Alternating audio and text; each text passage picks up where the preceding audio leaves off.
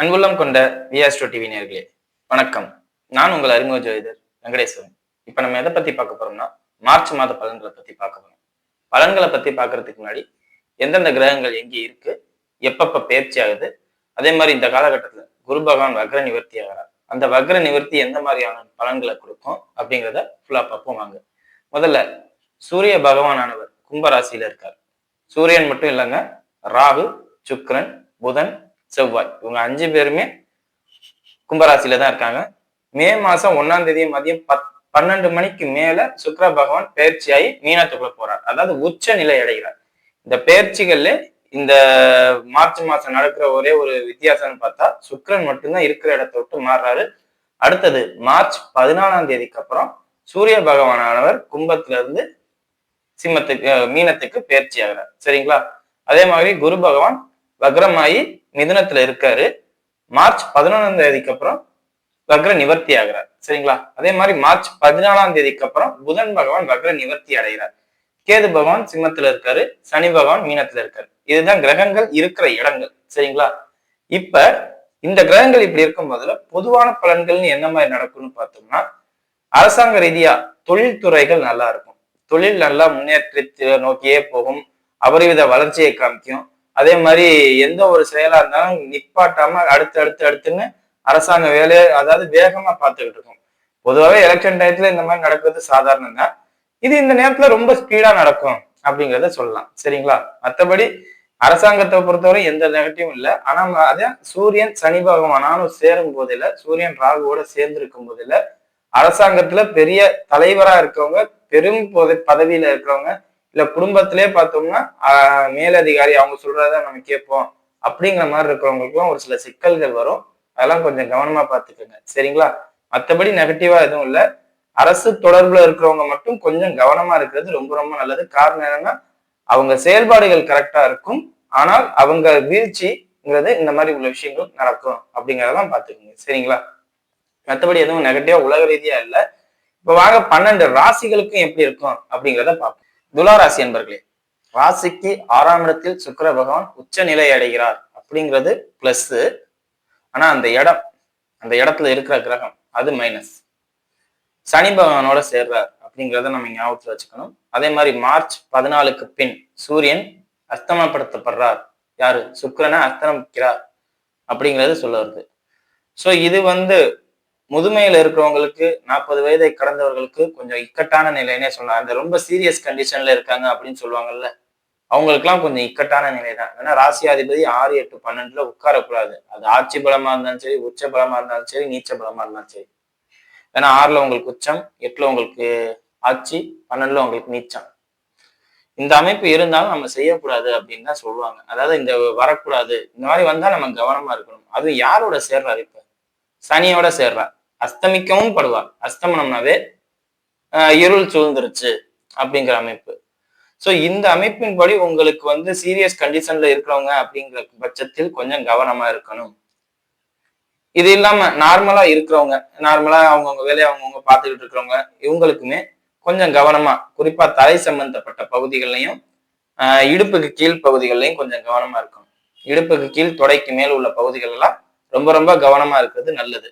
Files related problem கூட உங்களுக்கு வரலாம் அப்படிங்கிறதையும் சொல்லலாம். இந்த அதிக உஷ்ணம் ஏற்படுறதுனால, இல்ல செரிமானத்தை, அதாவது acidity problem, piles related problem, இதெல்லாம் அதாவது வயிறு வேக்காலத்தினால வர்ற பிரச்சனைகள். இதெல்லாம் வயிறு வேக்காலம், அந்த மோஷன் ப்ராப்ளத்துல போற ட்ராக் வேக்காலம் ஆச்சுன்னா இந்த மாதிரி விஷயங்கள்லாம் வரும்.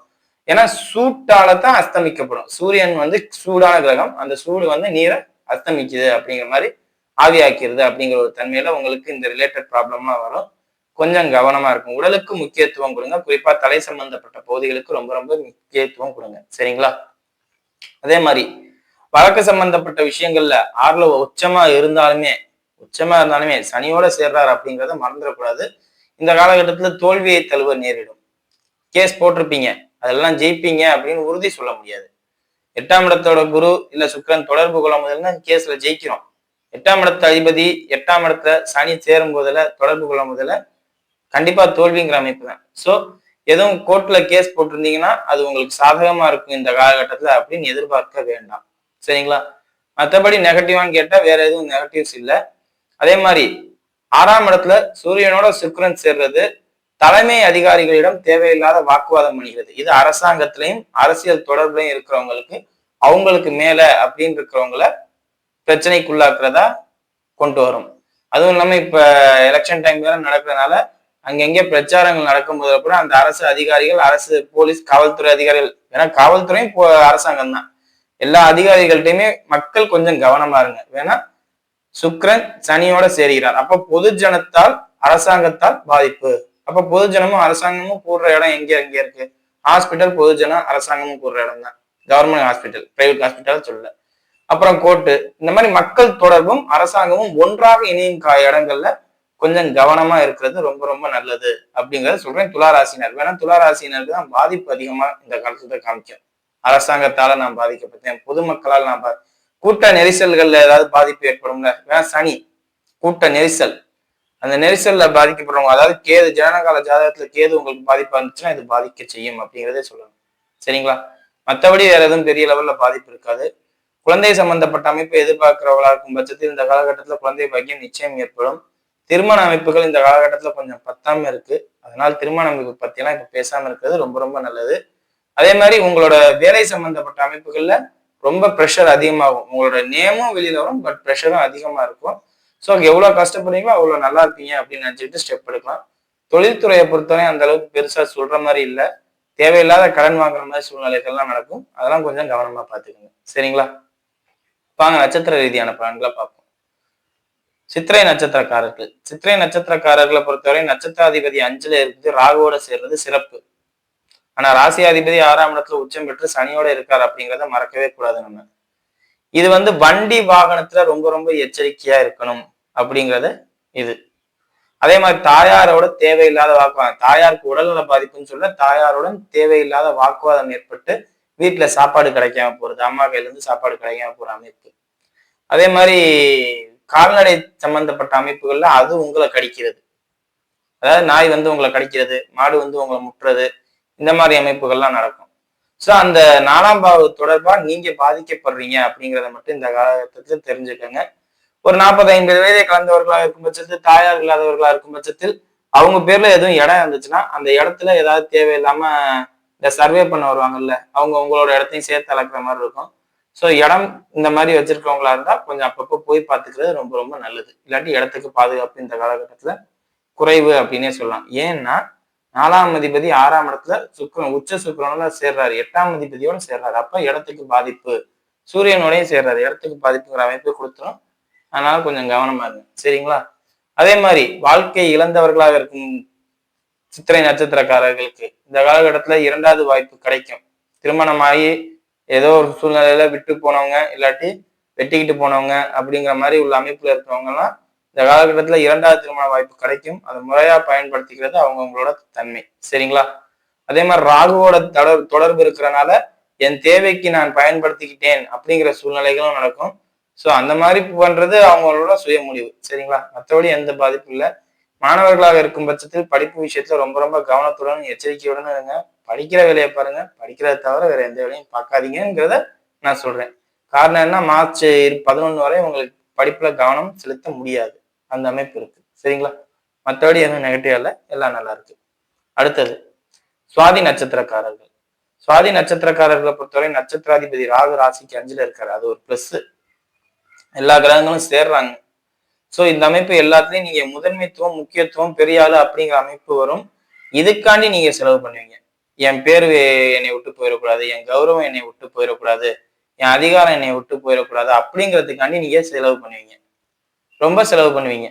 அதிகாரம் விட்டு போயிடக்கூடாதுங்கிறதுக்காண்டியே அதிகப்படியான செலவுகளை இந்த காலகட்டத்துல பண்ணக்கூடிய ராசிக்காரர்கள் நட்சத்திரக்காரர்கள் யாருன்னா சுவாதி நட்சத்திரக்காரர்கள் தான். கௌரவம் விட்டு போயிடக்கூடாது. இன்னும் சொல்ல போனா இந்த கும்பாபிஷேகத்துக்கு 1 லட்சம் எழுதுறேன், 2 லட்சம் எழுதுறேங்கிறதெல்லாம் நீங்களா தான் இருப்பீங்க, சுவாதி நட்சத்திரக்காரர்களா தான் இருப்பாங்க.